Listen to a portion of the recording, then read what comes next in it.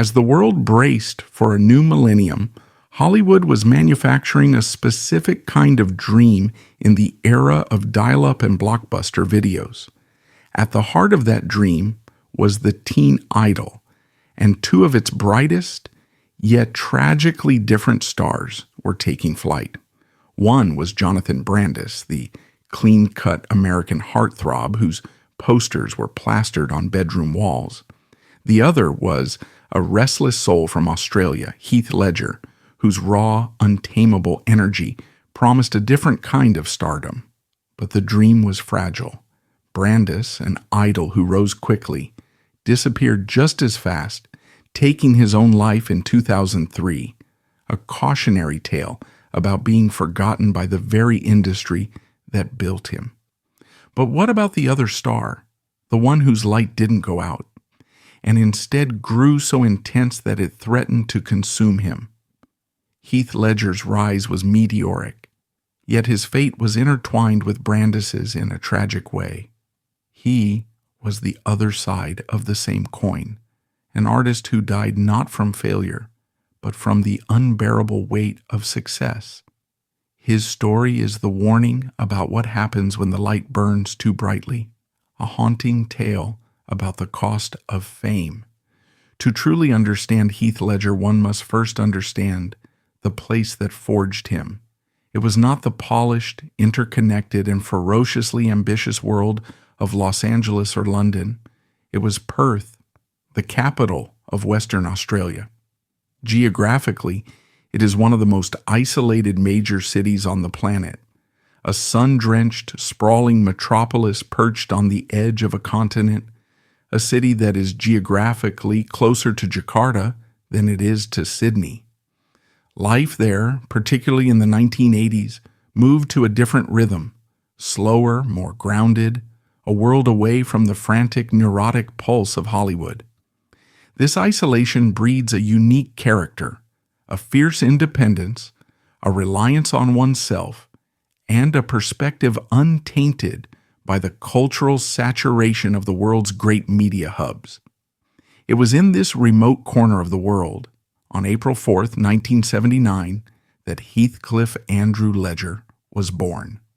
His name, chosen by his French teacher, Mother Sally, was a deliberate and perhaps prophetic nod to the brooding, passionate, and ultimately tragic protagonist of Emily Bronte's Wuthering Heights. His family life was a comfortable blend of opposing forces. His father, Kim Ledger, was a man of action and mechanics, a successful racing car driver and mining engineer, a profession that spoke of precision, risk, and the earth. From him, Heath may have inherited a disciplined fearlessness. From his mother, Sally, he inherited a love for language and a sensitivity to the nuances of human expression.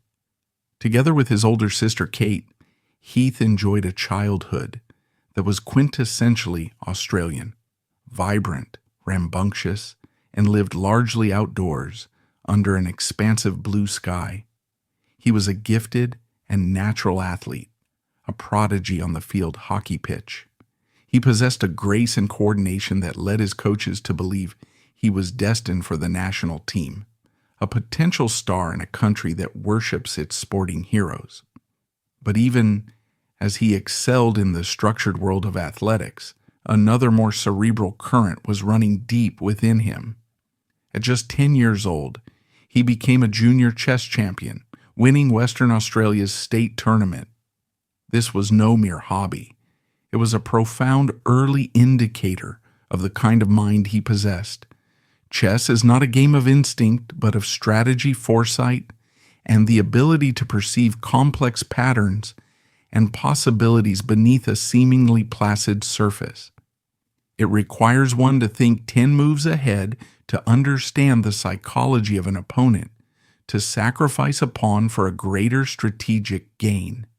This analytical, deeply strategic mind would one day be the same tool he would use to deconstruct a character, to find the hidden moves and motivations behind a line of dialogue, to build a performance from the inside out. He was at once the athlete, capable of immense physical control, and the chess master, capable of deep intellectual rigor. The first significant crack in his idyllic world appeared when he was 11. His parents divorced, an event he would later describe as a seismic shock that fractured his sense of stability.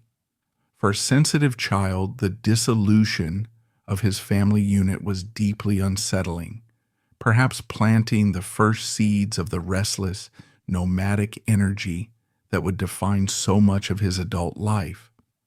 It was during this turbulent period that his sister, Kate, herself a budding actress, became one of the most profound and enduring influences in his life. She was more than just a sibling. She was his confidant, his champion, and the first person to truly see the performer lurking within the athlete. She saw the charisma he could switch on like a floodlight, the raw, unchanneled energy that sports could not fully contain, and she encouraged him relentlessly to try drama. He finally relented, stepping onto a stage for the first time in a school production of Peter Pan. In that moment, something clicked into place with the force of a revelation. The stage was not like the hockey field, which was governed by rules and finite lines. The stage was a place of infinite possibility, a place where his boundless energy could be channeled, where he could explore what it meant to be someone else, where the often confusing rules of the real world felt distant and irrelevant. He had found not just an escape, but a calling. Acting swiftly moved from a fleeting interest to a full-blown obsession. He began to make choices that baffled his sports-oriented friends and coaches. He chose drama classes over hockey practice, rehearsals over training sessions. For Heath, the choice was not just clear, it was essential. The life of an athlete, however glorious, was about discipline and repetition, about perfecting a single set of skills. The life of an actor was about constant radical transformation. At the age of 16, he made a decision of such audacious self-belief that it would alter the course of his life forever. He chose to sit for his early graduation exams, determined to finish his formal education as quickly as possible. Against the strenuous wishes of his practical-minded father, who urged him to pursue a more traditional and secure path, Heath had no intention of going to university. The day after his final exam, he packed a single bag, said his goodbyes, and jumped into a beat-up car with his best friend, Trevor DiCarlo.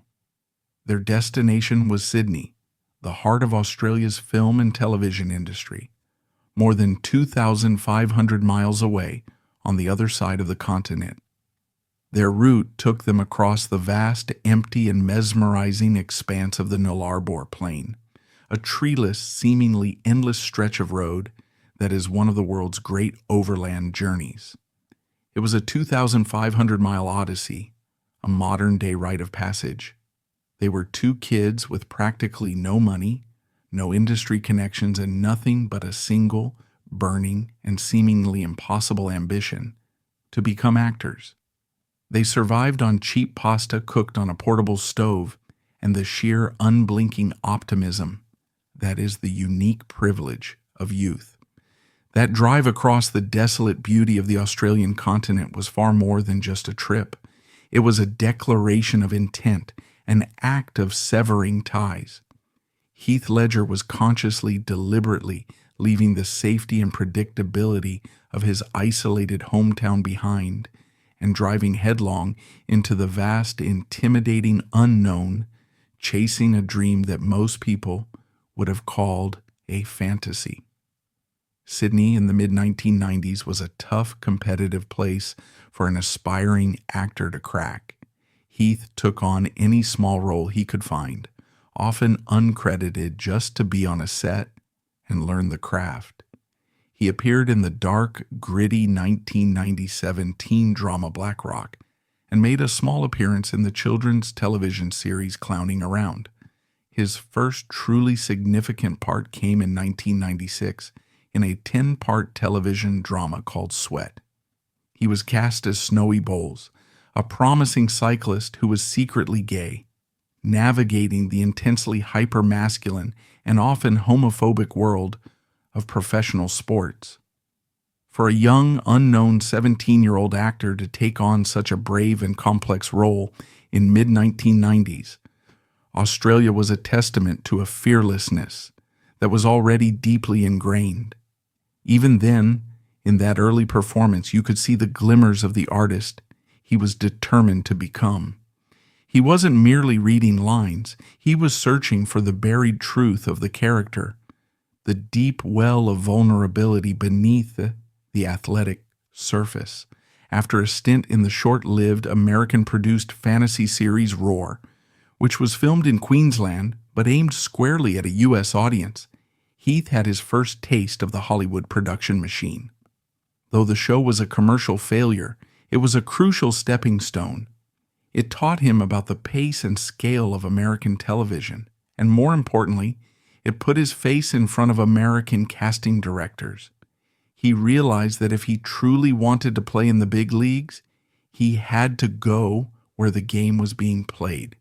He had outgrown Perth, and now he was beginning to outgrow Australia.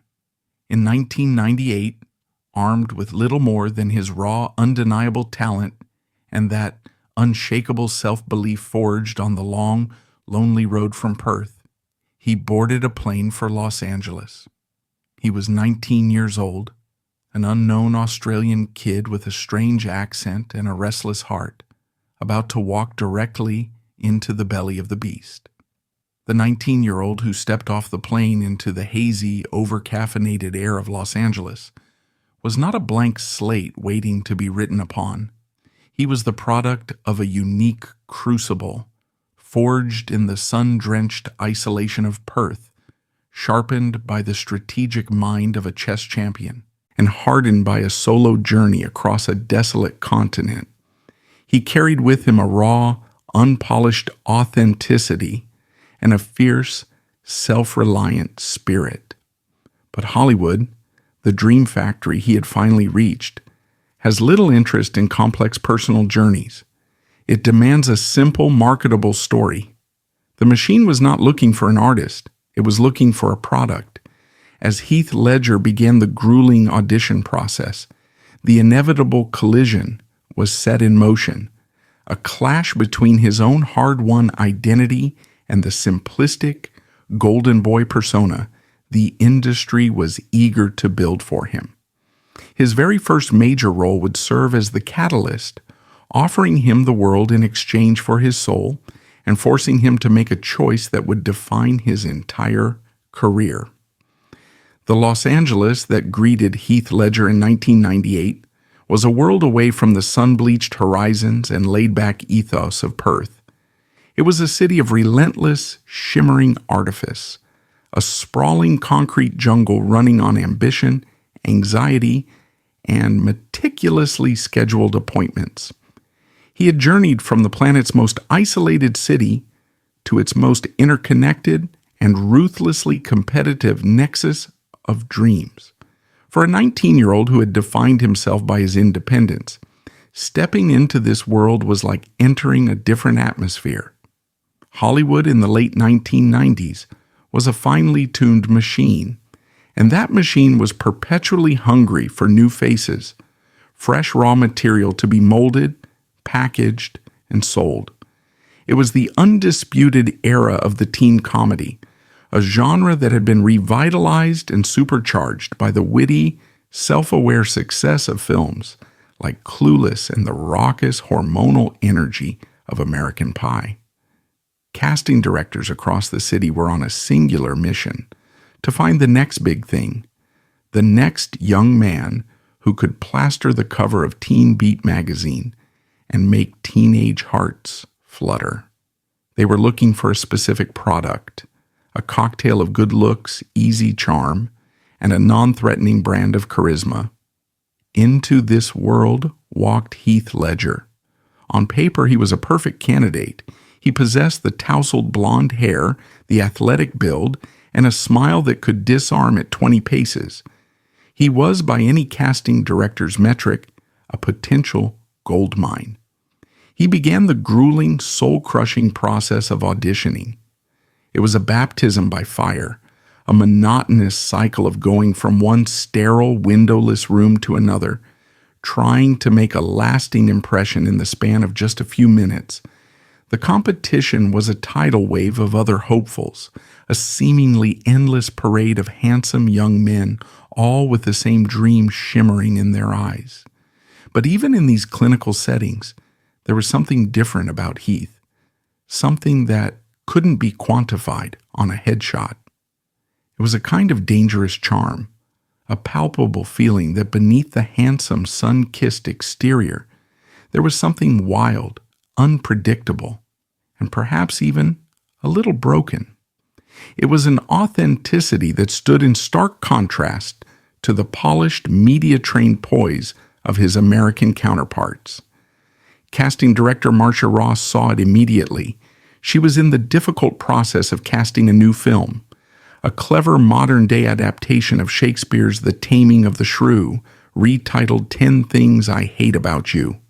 She had seen dozens, if not hundreds, of young actors for the crucial role of Patrick Verona, the rebellious Australian bad boy with a hidden heart of gold. The character was the film's romantic linchpin, and finding the right actor was paramount. Most of the actors who came in played the part with a kind of affected, studied coolness, a performance of rebellion. But when Heath Ledger walked into the room, Marcia Ross would later recall, the search was effectively over. He didn't act cool, he simply was. He possessed a natural swagger that never tipped into arrogance, a deep-seated confidence that wasn't conceited. He was magnetic. He wasn't just reading the lines, he was inhabiting them, imbuing them with a wit and a vulnerability that wasn't on the page. He won the part, the role that would serve as his explosive introduction to the world. Filming 10 Things I Hate About You was a joyous, energetic experience, and the on-set chemistry between the young cast, including a fiercely intelligent Julia Stiles and a young, dynamic Joseph Gordon-Levitt, was palpable. But it was Heath who was the undeniable center of gravity. His performance culminated in one of the most iconic scenes in teen cinema history. His character Patrick, in a grand gesture to win back the trust of Stiles' character Kat, orchestrates a public spectacle. He bribes the high school marching band and serenades her from the concrete bleachers of the football stadium, belting out a wonderfully off-key and utterly charming rendition of "Can't Take My Eyes Off You," while being chased by bewildered security guards. That single scene captured his essence perfectly, reckless, romantic, fearless, hilarious, and just slightly unhinged. It was the moment that solidified his stardom before the film was even released. When 10 Things I Hate About You hit theaters in March 1999, it became a surprise commercial and critical hit. It was hailed for its sharp writing and genuine heart, resonating deeply with a generation navigating the minefield of high school social politics. And at its center was Heath's star-making performance. Almost overnight, the life he had known vanished. The posters went up on bedroom walls across the globe. The magazines, desperate for their next obsession, declared him Hollywood's definitive next leading man. The impossible dream, the one he had chased across the barren Nullarbor plain in a beat-up car, had come true with a speed and intensity that was dizzying, and he absolutely, unequivocally hated it. The industry, in its predictable, unimaginative way, immediately tried to hammer him into a box. The success of his charming bad boy persona meant that he was instantly flooded with scripts for derivative romantic comedies and offers to play the handsome but one-dimensional boyfriend. This was the exact fate he had dreaded, the very trap he had sensed from the moment he arrived. He hadn't driven across a continent and an ocean, leaving behind his family and everything he knew, to become a generic, disposable heartthrob. With the strategic mind of the chess champion he once was, he saw the entire game laid out before him. He saw the path that had been followed by Jonathan Brandis and so many others. A quick, intoxicating rise, a period of intense adoration based on a single image, and then the inevitable cooling off as the audience and the industry moved on to the next new face. Heath Ledger refused to even take the first step down that path. In a move that shocked his agents, panicked his managers, and baffled the industry, he began to turn everything down. For over a year after his explosive debut, he did not work. His team would send him a script for a lucrative teen comedy, and he would reject it. They would present an offer to be the romantic lead in a major studio film, and he would pass. He spent his days in his apartment, voraciously reading scripts, anything he could get his hands on, searching for something, anything that felt real, something that would challenge him, something that would scare him. He was terrified of being typecast, of becoming a product whose brand was charming Australian. He later articulated the depth of his fear. I was a young kid from Australia, and I was completely petrified. I felt like I was going to be packaged, and that my career was going to be over in a year or two. For Heath, the golden ticket he had just won looked to him like a gilded cage. This period of self-imposed exile was an extraordinary gamble. In the ruthless ecosystem of Hollywood, momentum is everything. To deliberately step off the fast-moving carousel is to risk being completely forgotten. But for Heath, the risk of losing his artistic integrity, of betraying the very reasons he fell in love with acting in the first place, was a far greater threat. He was making a quiet but defiant statement to the entire industry. He was an actor, not a poster boy. His first role after this self-imposed hiatus was a powerful and deliberate signal of his intent. He accepted a supporting part in the sweeping historical epic The Patriot, playing the rebellious, idealistic son of Mel Gibson's character. It was a serious, dramatic role in a major blockbuster, demanding a physical and emotional commitment that showed a completely different side of him. The film demonstrated that he could hold his own against an established superstar, and that his talent extended far beyond the high school bleachers. He followed this with A Knight's Tale, a film that brilliantly subverted and played with his leading man image. On the surface, it was a swashbuckling medieval adventure, but it was laced with a clever, anachronistic rock and roll sensibility, set to the sounds of Queen and David Bowie. He was the hero, but he was a funny, flawed, and relatable hero. It was a massive commercial success that proved he could carry a film on his own terms without sacrificing his unique, irreverent energy. But it was the role that came next that truly defined his path and completed his rebellion against his own image. He took a small, gut-wrenching, and almost unbearably bleak role in the independent drama Monsters Ball. He played Sonny Grotowski, the emotionally tormented soft son of Billy Bob Thornton's racist, hyper-masculine prison guard. Heath is only in the film's first act, but his performance is a miniature masterpiece of contained pain. In a single, shocking, and unforgettable scene, he finally confronts his father's lifetime of cruelty and emotional indifference before taking his own life. It was a dark, brutal, and unflinching piece of acting, a million miles removed from the smiling, singing boy from 10 Things. With that one scene, Heath Ledger sent a new message to Hollywood, a message even clearer and more defiant than before. He was utterly fearless, and there was no box you could possibly build that could contain him. By so masterfully navigating his early career, Heath Ledger had achieved a rare and precious feat in the unforgiving landscape of Hollywood: genuine artistic freedom.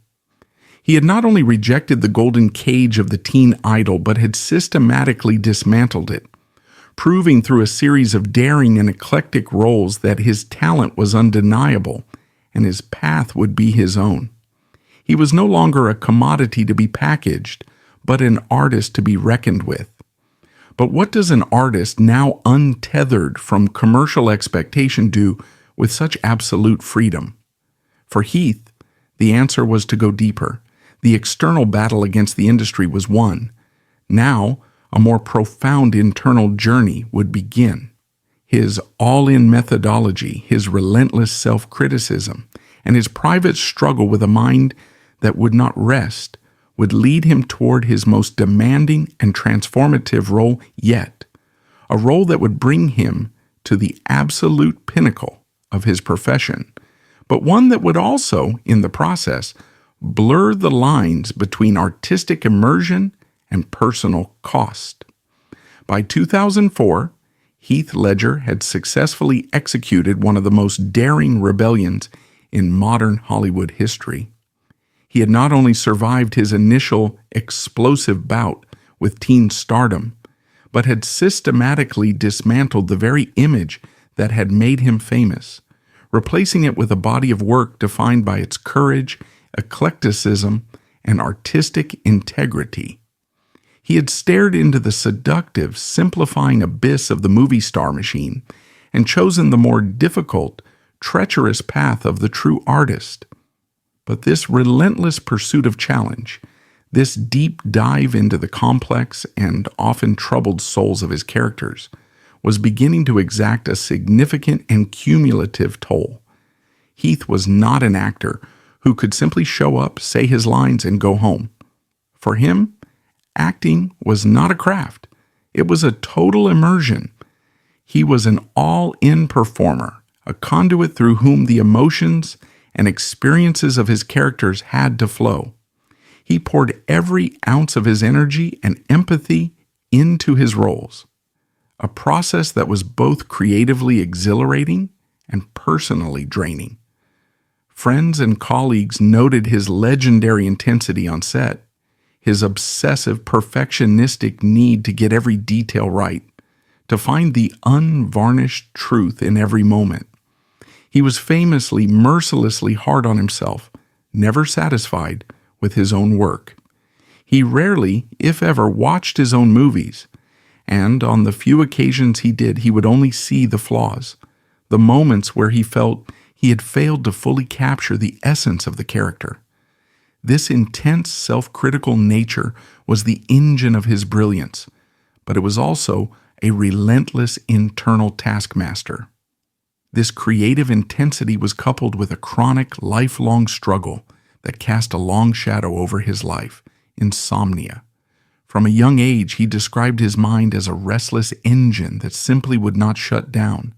At night, when the world around him fell quiet, his brain would ignite, racing with ideas, anxieties, fragments of poetry, and the lingering ghosts of the characters he was playing. He would lie awake for hours, his body screaming for rest, but his mind wide awake, caught in an exhausting, unwinnable dialogue with itself. This nightly battle for sleep would become a constant, draining presence in his life, a private war that grew more desperate as the pressures of his career and the complexities of his own mind mounted. He was living in New York City, a place whose chaotic, 24-hour energy perfectly matched his own internal rhythm. But even the city that never sleeps eventually sleeps. Heath often could not.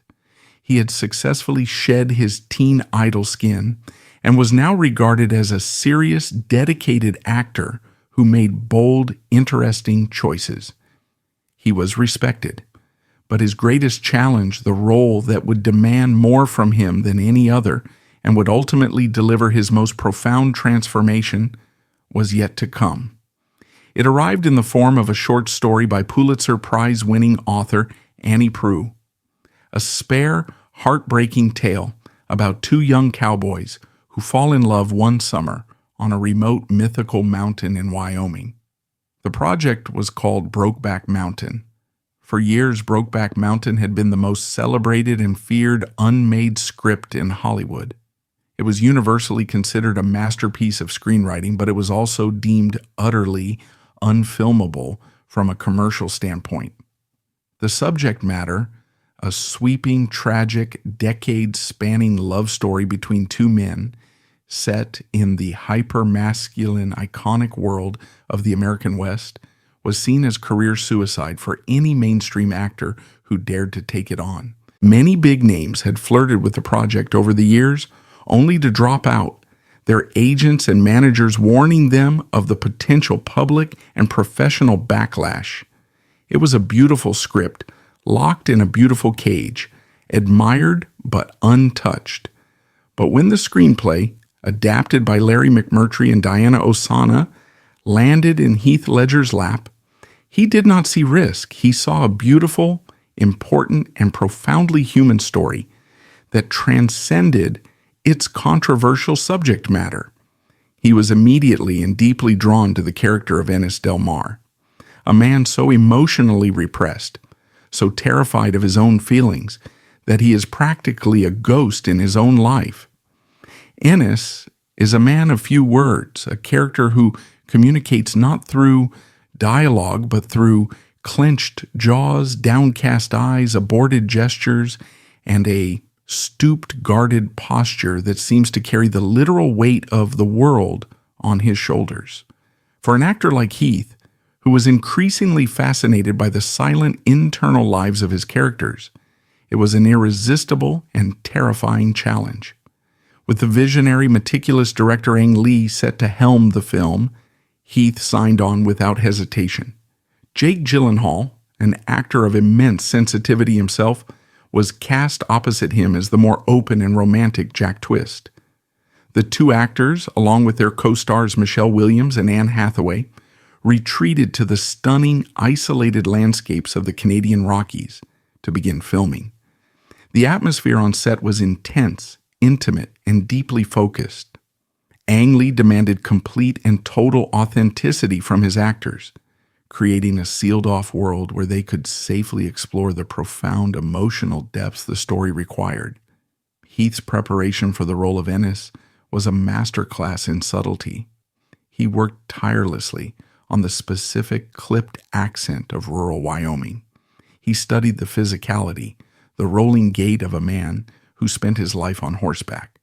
But his greatest and most arduous work was internal. He had to build an entire universe of love. The phenomenal success of Brokeback Mountain had made him and Michelle, and now their infant daughter, a prime target for the increasingly aggressive and predatory paparazzi. Their quiet, bohemian life in Boerum Hill, Brooklyn, became a daily battle against a relentless siege of photographers who would follow them everywhere, shouting, provoking, spitting, doing anything to get a reaction, a money shot. For a man as fundamentally private and sensitive as Heath, this was a living hell. He became fiercely, volcanically protective of his family, often confronting the photographers himself. The tabloid media, in turn, portrayed him as volatile and aggressive, but in reality, he was simply a father trying to shield his child from a world he had come to truly despise. The pressure was becoming immense and unbearable. He was simultaneously navigating the dizzying, surreal heights of an Oscar campaign, the invasive, blinding glare of the tabloid media, and the profound, beautiful responsibilities of new fatherhood. And all the while, he was still wrestling every single night with his chronic insomnia. The engine in his mind was now running faster and hotter than ever, and he was becoming increasingly desperate for a way to turn it off. The immense joy of his artistic success and the profound love for his daughter were being systematically poisoned by the toxic byproducts of fame. The dream was complete. He had the critical acclaim. He had the loving family. But it was all starting to feel like a cage, and the walls were closing in. The unprecedented success of Brokeback Mountain had placed Heath Ledger in a dangerous and deeply painful paradox. He had achieved the artistic validation he had always craved and had found the profound grounding love of a family he cherished. Yet the very fame required to sustain the former was systematically destroying his ability to privately and peacefully enjoy the latter. He was trapped between the blinding light of public adoration and the quiet, simple life he desperately wanted to build in its shadow. The pressure was immense, the joy of his triumph soured by the constant siege of the paparazzi and the worsening of his chronic insomnia. It is perhaps no surprise, then, that for his next great artistic challenge, he would be drawn to a role of total, annihilating transformation, a character with no past, no empathy, and no rules. In embracing the absolute chaos of the Joker, he may have been seeking a strange kind of escape, a final definitive act of artistic rebellion.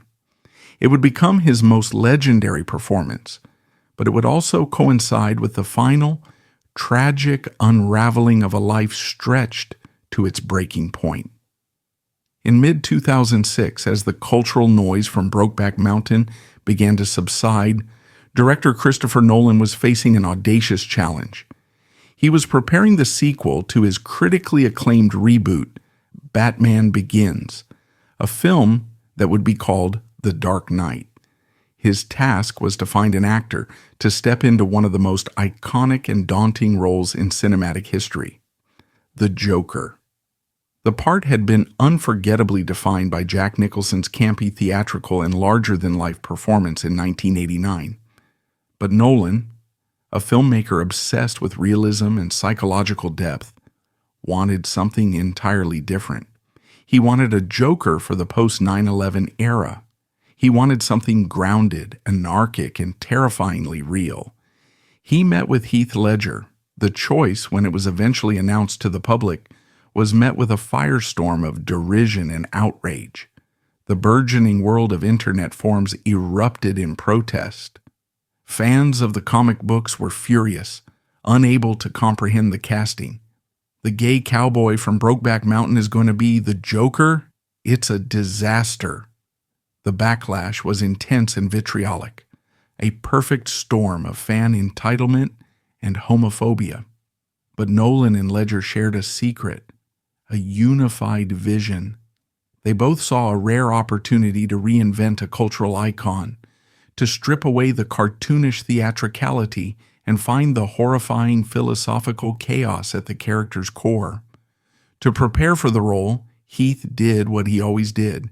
He went all in, disappearing completely into the process.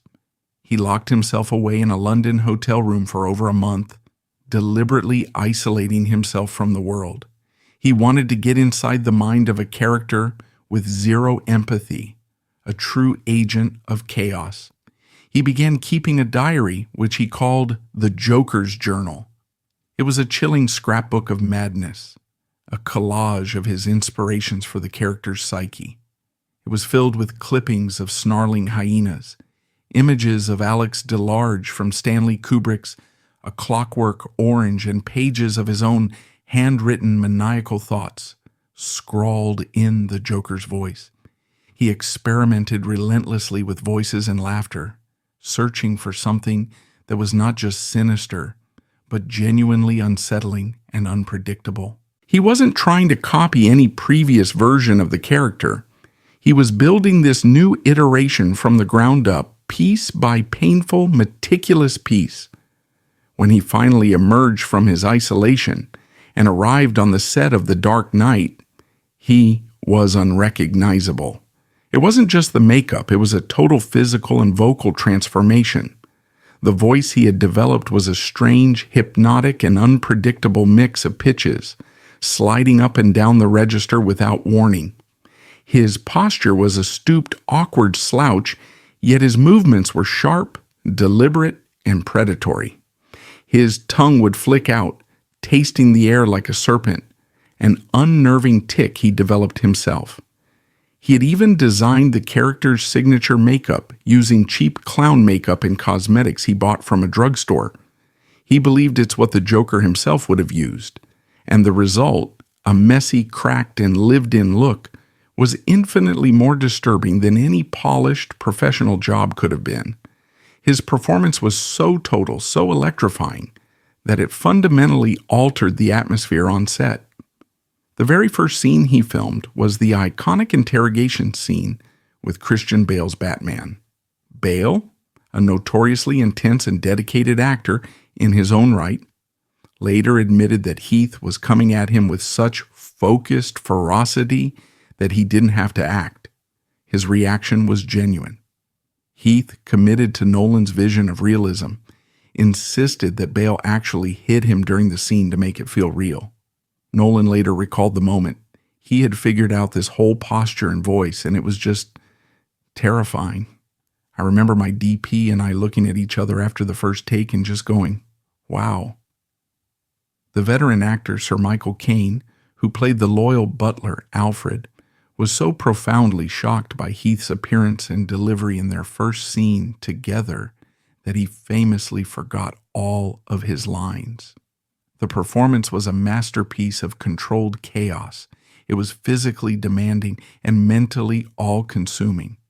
But it is here that a crucial romanticized myth needs to be definitively put to rest. The myth that the character of the Joker drove him mad or killed him. This is a simplistic narrative that does a grave disservice to the artist and the man. His friends, family, and colleagues were all clear on this point. Heath was in complete and total control of his craft. He was an actor playing a part, not a man possessed by it. He knew exactly what he was doing. In fact, he was having fun, relishing the absolute creative freedom of playing a character with no rules, no backstory, and no limits. The moment Nolan yelled, "Cut," the terrifying Joker would vanish, and he would be Heath again, laughing, sharing a cigarette, or skateboarding around the set. The real toll wasn't psychological, it was profoundly physical. The sheer energy required to maintain the Joker's hunched posture and unique vocal tics for 12-hour shooting days was utterly exhausting. And all the while, his private war with insomnia was escalating, becoming more desperate than ever. He told an interviewer from the New York Times during this period, "Last week I probably slept an average of 2 hours a night. I couldn't stop thinking. My body was exhausted, and my mind was still going." To combat this, he began taking a dangerous cocktail of prescription medications to try and force his body into the rest it so desperately needed: sleeping pills, anti-anxiety medication, painkillers. He was chasing sleep with a desperation that was becoming perilous. During this incredibly demanding creative period, his personal life, the anchor he cherished so deeply, was also fraying. In September of 2007, he and Michelle Williams separated. The official reasons were never made public, but the relentless, soul-crushing pressure of their lives in the public eye had undoubtedly taken its toll. Heath was heartbroken. He moved out of their shared family home in Brooklyn and into a rented loft apartment in Soho.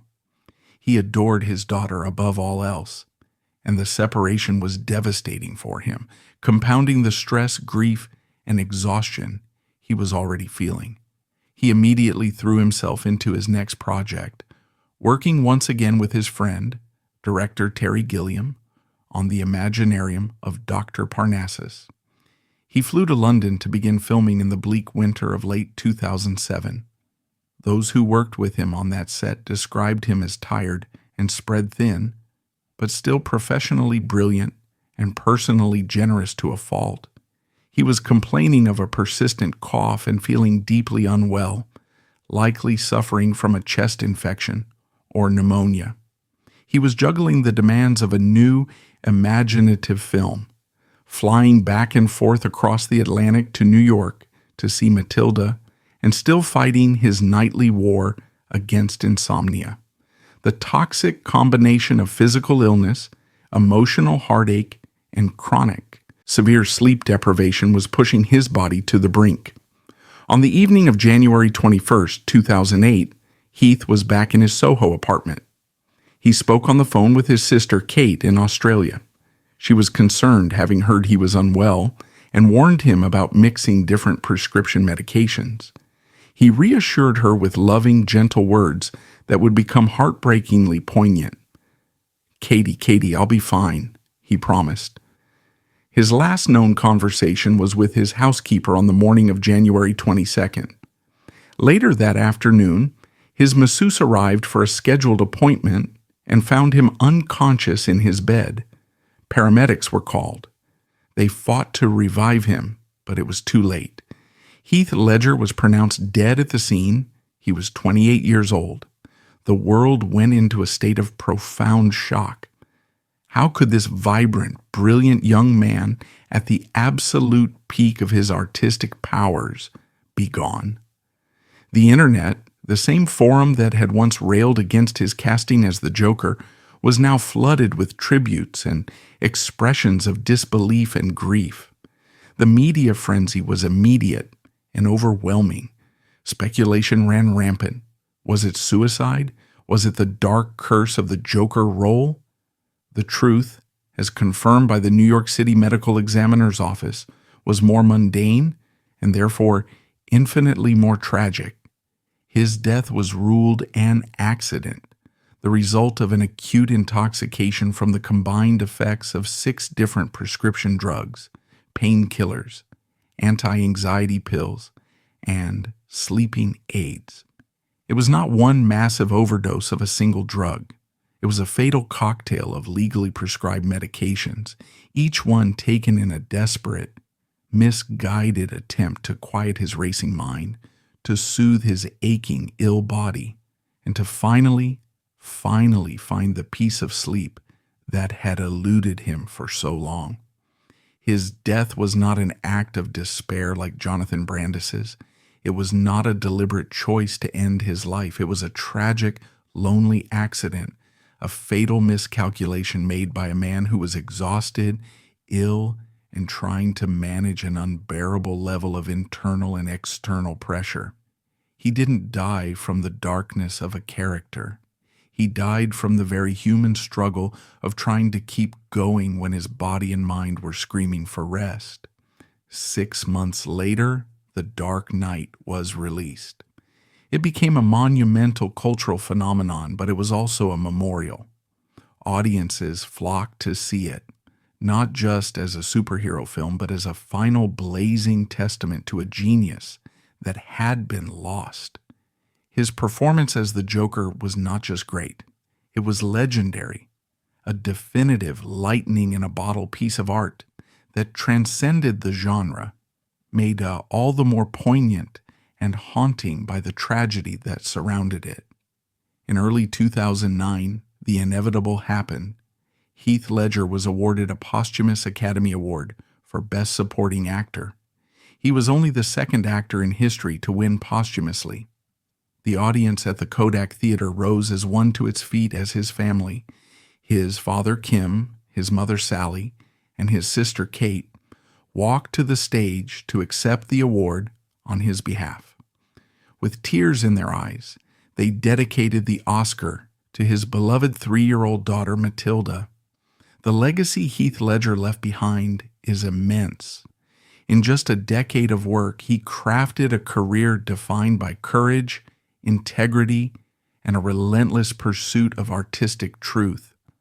But his true legacy may be a more somber and complete one. His story, when placed alongside that of Jonathan Brandis, paints a devastatingly complete picture of the perils of modern fame. Brandis showed us the cruelty of a system that builds you up only to discard you, the quiet desperation of a dream that dies. His tragedy was one of public indifference. Heath Ledger's tragedy was the opposite. It was the tragedy of a dream that becomes an all-consuming fire. He was a victim not of indifference, but of suffocating adoration and intrusion. He fought the system and won on his own terms, only to discover that the view from the top was isolating and treacherous. One young man was destroyed by the silence. The other was destroyed by the noise. Both were sensitive souls in an industry that often has little room for sensitivity. Both left us far too soon. The story of Heath Ledger is not a simple cautionary tale about drugs or the darkness of a role. It is a deeply human story about a restless, brilliant artist who wanted everything: a meaningful career, a loving family, a private life, and who found that in the modern world of celebrity, those things cannot always coexist. He was a boy from the most isolated city in the world who reached the very center of the universe, only to find that the light there was blinding. He didn't burn out, nor did he fade away. He was extinguished accidentally while burning at his absolute brightest. And we are all left still watching the brilliant, beautiful afterglow.